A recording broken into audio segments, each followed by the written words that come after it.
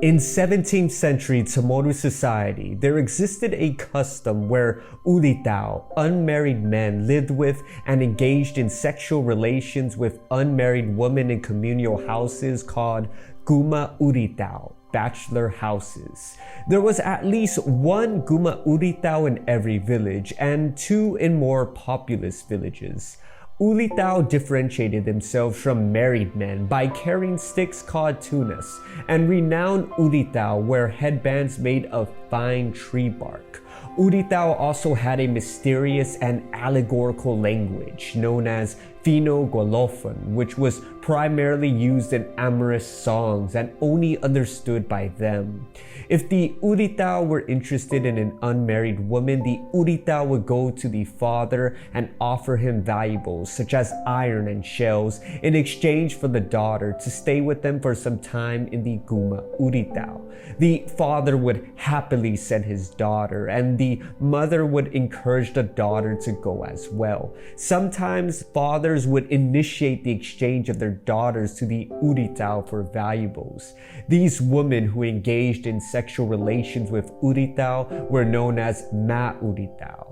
The length of the stay for ma-Ulitao in the Guma Ulitao varies. Some may stay in the Guma Ulitao for a short time before returning home, while others may possibly live there until they marry. Being ma-Ulitao brought no dishonor or shame to their family. In fact, ma-Ulitao were considered more desirable for marriage and were more respected than women who remained virgins, even if the virgin was older.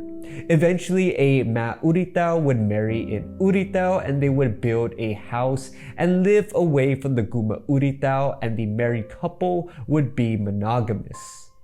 Some scholars argue that only the higher-ranked Samori or Matao noble class were allowed to participate in the Ulitao system, since relations which include marriage and concubinage between the noble classmen and the lower-ranked Manatsang women were forbidden. Whatever the case, what's clear is that CHamoru ideas of sexuality were very different from the Europeans. CHamoru's viewed having prior premarital sexual experience as the ideal for a suitable marriage partner. A woman's virginity was not highly valued. In fact, they were less respected. In contrast, the Europeans, under the lens of Christianity, viewed that premarital sex was morally wrong. A woman's virginity was highly prized and considered to be the ideal for a suitable marriage partner. They also interpreted the exchange of daughters to the Ulitao for valuables as prostitution. To no surprise, the European missionaries viewed the premarital sexual practice in the Guma Ulitao to be immoral and the work of the devil, which was reflected in their biased accounts of the Guma Ulitao.